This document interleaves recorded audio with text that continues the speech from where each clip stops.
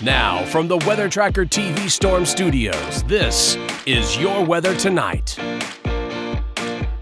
Here's Chief Meteorologist William Cole. All right, folks. Well, here we go now, right on into our Tuesday evening, and it's been another very active weather day across parts of North Texas. Of course, last evening, overnight, we had the severe weather episode. We've had a lot of heavy rain today. Several flash flood warnings were issued, again, a little bit earlier today, and we also had, by the way, one tornado warning, again, really as we went through the middle part of the morning. So we want to get you caught up on your storm timeline. We have more opportunities of rain and storms this evening, tonight, and then, well, again, even as we go through tomorrow, Wednesday, before we have better weather right before we get to the weekend. So more on that coming up. But this would be your Tuesday evening.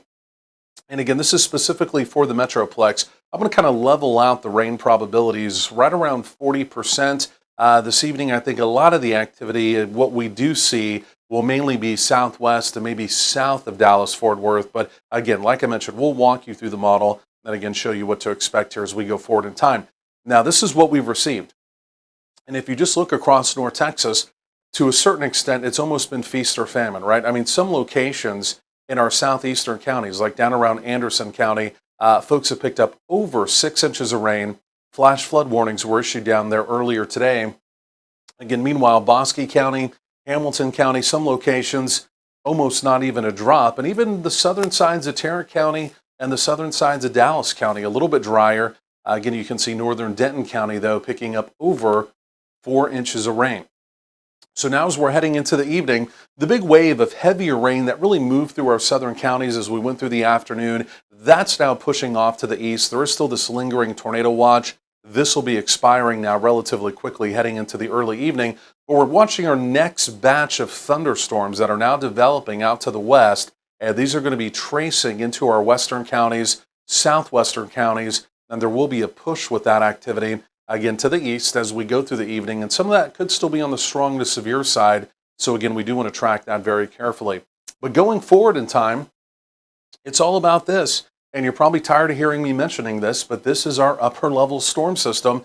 It's still well out to the west, and it continues to send little spokes of rising motion through our area. And again, that rising motion continues to trigger rain, storms, and again, intermittent hits of severe weather that will eventually be coming through very late tomorrow, Wednesday. And once it finally comes through the area, like I mentioned, we've got better weather on the way. And you can see it right here. Again, this will be about mid-afternoon tomorrow, Wednesday. There the storm system goes. We may have a lingering opportunity of some rain around until about mid-evening tomorrow, Wednesday. Once we get past mid-evening, we'll begin to clear the skies overnight, and then we have a ridging pattern in place heading into the weekend.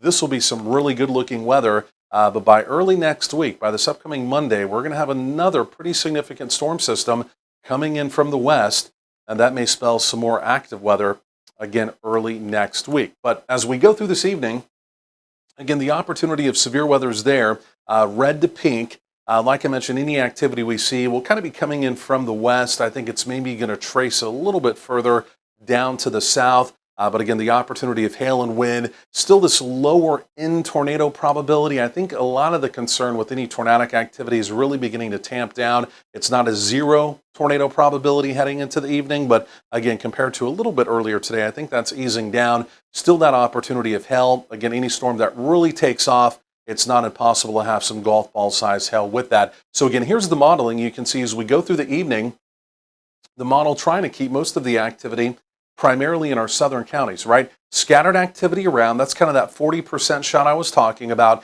even 40% overnight, even for the morning commute could be wet. And then again, you can see as we go through, again, the middle part of the morning, later part of the morning, and through the afternoon, this is the main upper level storm system coming through. And there's one more push of rain before we begin to clear the skies as we head into tomorrow, Wednesday evening.